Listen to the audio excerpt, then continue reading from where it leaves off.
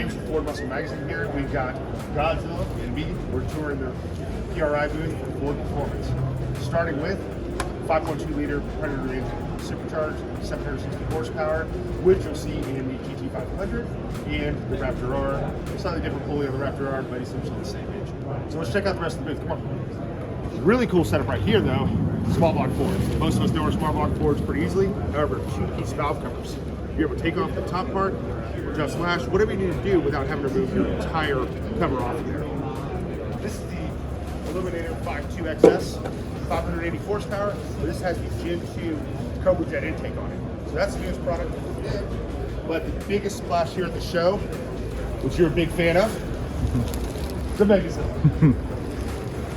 Godzilla features a new intake design. Instead of having the banana neck up, they've fitted straight for motion swap applications.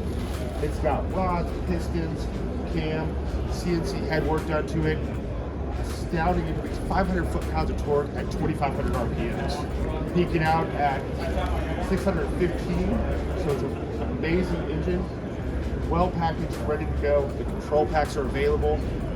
Set it up, put it in your hot rod. You have a push rod engine, modern technology, 445 cubic inches of power.